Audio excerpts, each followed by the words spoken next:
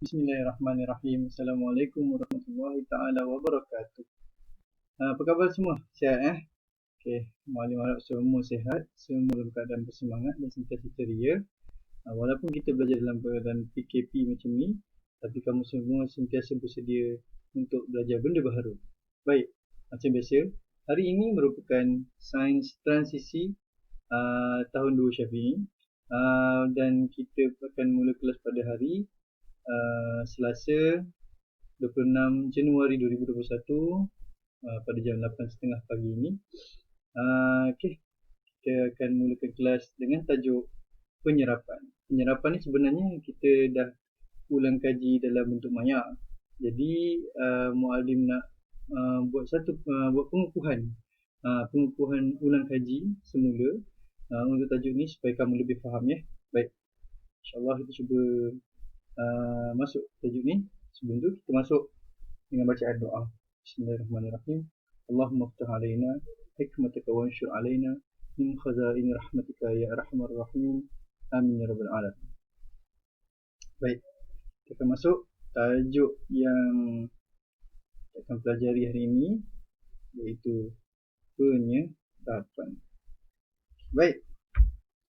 Okey, jadi pembelajaran so murid-murid akan dapat tahu objek yang menyerap atau tidak menyerap. Okey. Kemudian kita dapat merumus uji kaji objek menyerap atau tidak menyerap dan juga keupayaan objek menyerap. Kita tengok uji kaji yang ada yang akan muallim tunjukkan nanti . Kemudian menilai kepentingan objek yang boleh menyerap dan objek yang tidak boleh menyerap. Ada kepentingan pada objek-objek tersebut ya. InsyaAllah kita akan sambung. Okey. Di gambar yang muallim tunjukkan ini ada satu situasi. Ini ialah Hafiz sedang memakai baju hujan. Nampaknya hujan ya. Tiba-tiba Hafiz dengar bunyi cip cip cip. Oh, rupanya dia nampak anak ayam. Jadi Hafiz ambil anak ayam ni, lindungi anak ayam ni dan pindahkan ke tempat yang lain yang lebih selamat. Dia masukkan ke dalam baju hujannya dan dibawa balik ke depan ayamnya. Okey, ada soalan. Mengapakah baju Hafiz dan bulu anak-anak ayam tidak basah? Agak-agak kamu semua, kenapa? Apa yang Hafiz dah buat? Okey. Jom kita tengok. Baju Hafiz dan bulu anak-anak ayam tidak basah kerana terlindung dengan baju hujan. Ya betul. Hafiz kan tadi ambil anak ayam tadi dan masukkan ke dalam baju hujan dan dibawa balik, dan ayam-ayam tersebut terlindung dengan Hafiz tadi kerana baju hujan tersebut. Tapi mengapa baju hujan Hafiz tidak menyerap air? Agak-agak kamu semua, kenapa baju hujan Hafiz tak menyerap air? Adakah dia ialah objek yang tidak menyerap air? Atau dia itu sebenarnya objek yang menyerap air juga? Mari kita tengok. Kita pastikan. Okey. Slide yang seterusnya akan menunjukkan objek yang menyerap air dan objek yang tidak menyerap air. Di sini ada satu situasi. Air sirap tertumpah di atas meja kaca. Kemudian Alia mengelap tumpahan air tersebut. Okey, kamu semua nampak gambaran ni kan? Air tertumpah, ambil kain lap dan dilap. Okey, ada persoalan. Kemana hilangnya air tu? Mengapa meja kaca tidak basah? Jom kita siasat. Jadi, mari sama-sama kita tonton video ni dulu ya. Okey. Semua hari ini kita akan menyiasat bahan yang boleh menyerap air dan tidak boleh menyerap air. Jom kita mula. Ini bahan yang cikgu perlukan. Mula-mula kita tuang air berwarna. Adakah kain akan menyerap air? Okey, bahan pertama kain. Ya, air diserap oleh kain. Pemadam. Adakah pemadam menyerap air? Air tidak diserap oleh pemadam. Stokin. Adakah stokin menyerap air? Ya, air diserap oleh stokin. Bagaimana pula dengan sikat? Sikat tidak menyerap air. Air masih di situ. Kawan, cuba kamu teka cawan menyerap air atau tidak? Hmm. Betul, cawan tidak menyerap air. Cawan tidak menyerap air. Kita cuba bahan terakhir, iaitu kertas. Cuba kamu teka, kertas menyerap air atau tidak?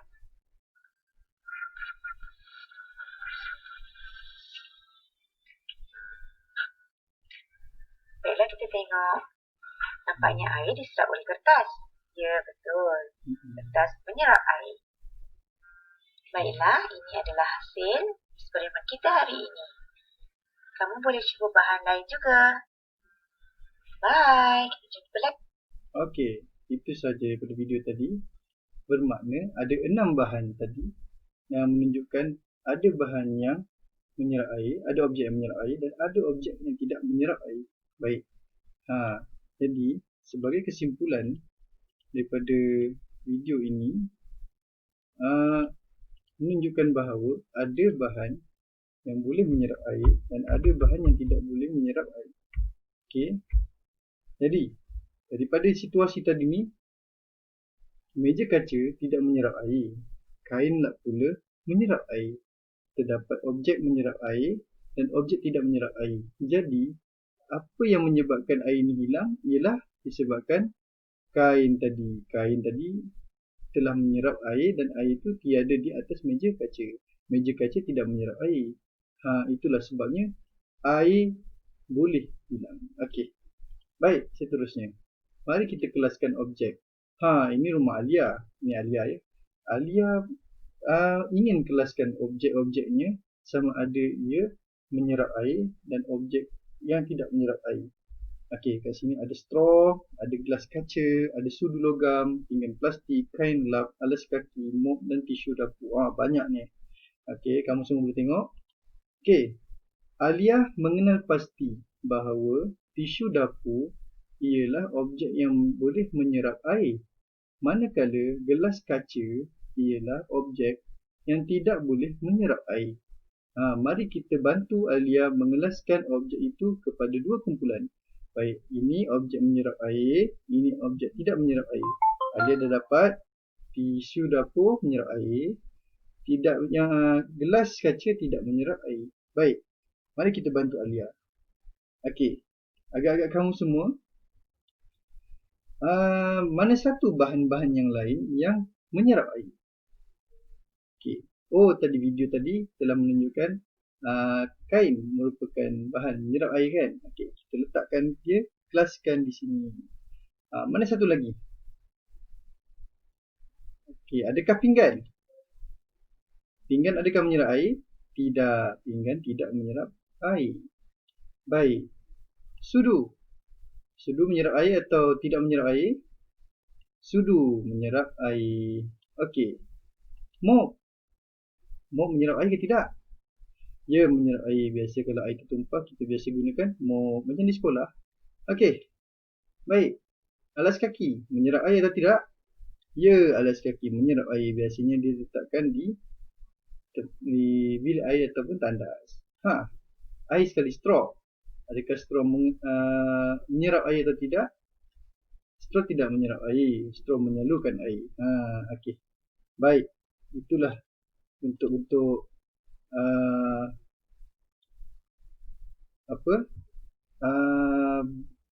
kelas daripada objek-objek sama ada menyerap air atau tidak menyerap air.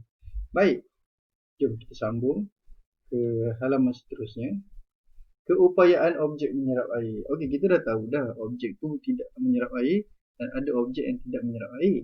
Jadi, kalau objek tu menyerap air, mana satu yang menyerap air paling banyak? Okey.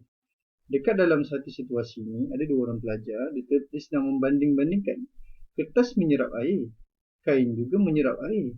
Tetapi, objek yang manakah menyerap air lebih banyak? Jadi kat sini timbul satu persoalan. Macam mana? Jadi kita sama-sama tengok eksperimen yang ada. Okey, jom kita tengok video yang lagi satu.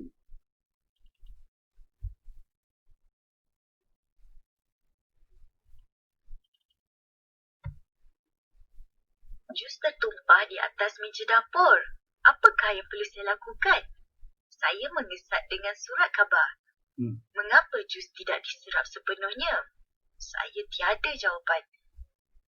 Jus menitis dari meja, menyimbah ke lantai. Surat khabar tidak menyerap sepenuhnya. Mungkin mop kecil saya akan menyerap dengan lebih baik. Saya tidak akan dapat membersihkannya, walau bersungguh saya berusaha. Adakah mop boleh menyerap lebih baik daripada surat khabar? Tidak rugi jika mencuba. Tumpahan semakin tidak terkawal. Ia merebak di atas lantai dapur. Mop kecil saya telah lecut. Kini saya perlukan tuala atau tisu dapur. Saya berlari ke almari, menyambar tisu dapur dengan tangan. Walau tisu dapur lebih menyerap, tumpahan masih belum dapat saya bersihkan. Muncul gegasi entah dari mana. Kemas memegang sebatang mop besar. Dia memandang ke arah tisu dapur saya dan berkata, tumpahan ini mesti dibersihkan. Jus diserap mop besar seperti tisu dapur yang banyak. Semua jus hilang, tiada lagi yang tinggal. Jika anda tertumpah jus di atas meja dapur, ada sesuatu yang perlu anda tahu. Surat khabar dan kertas tulis tidak menyerap dengan baik. Tapi tuala dan tisu dapur yang banyak serta mop akan membantu. Baik, itu saja daripada rakaman video tadi. Yang menunjukkan bahawa kertas surat khabar, kertas dan surat khabar tidak menyerap air dengan banyak. Masih menyerap air tapi tak banyak. Manakala kain lap, tisu dapur dan mop lebih banyak menyerap air. Itu yang kita tahu. Mana satu yang lebih banyak menyerap air? Kain. Mana satu yang kurang menyerap air? Kertas. Okey. Jadi kalau lantai kamu basah atau air tertumpah, gunalah kain untuk dapat menyerap air lebih banyak. Okey. Baik, sambung. Jadi kita lihat kepentingan menyerap air, objek menyerap air. Baik, mari kita lihat kepentingannya. Badan adik basah, selepas mandi, ayah mengelapkan adik dengan tuala. Mengelap adik dengan tuala. Mengapakah berbola kapas digunakan untuk mengelap luka? Kenapa? Jom kita lihat. Okey. Tuala dapat mengelap badan daripada basah. Okey. Jadi tuala adalah objek yang penting untuk kita supaya lepas mandi kita boleh lap badan kita daripada basah. Berbola kapas pula dapat menyerap darah yang keluar daripada luka. Kita menggunakan berbola kapas jika kita terluka. Berbola kapas boleh membantu untuk menyerap darah yang telah keluar daripada luka. Baik, mop juga dapat menyerap air yang tertumpah di lantai. Lihat, 3 bahan ini penting bagi kita untuk kita gunakan dalam kehidupan kita seharian, ya. Okey, seterusnya. Kepentingan tidak menyerap air. Jangan disangka objek yang tidak menyerap air tiada kepentingan. Ada sebenarnya. Contoh, objek yang tidak menyerap air seperti tong besi. Ni tong besi. Dia tak serap air, jadi dia boleh kumpul air. Tong besi dapat menadah dan menyimpan air hujan. Dia kumpul air hujan sehingga penuh untuk kegunaan kita, seperti menyiram bunga ke, ataupun ada kegunaan lain lah untuk kita buat sesuatu dengan air yang kita tadah tadi. Seterusnya, payung plastik dapat menghalang diri kita daripada terkena hujan. Kasut getah dapat mengelakkan kaki kita daripada basah, betul? Jadi air berlopak pun kita selamat. Cermin kaca pada kereta dapat mengelakkan kita daripada terkena air hujan. Kita terselamat. Jadi hujan-hujan naik kereta kan bagus. Itulah kepentingannya. Kesimpulannya, objek menyerap air dan objek tidak menyerap air penting dalam kehidupan kita. Jadi itu sahaja kelas untuk hari ini. Semoga bermanfaat untuk kamu semua. Okey, teruskan mendengar video ini. Okey, itu sahaja, sekian. Wabillahi taufiq wa hidayah. Assalamualaikum warahmatullahi wabarakatuh.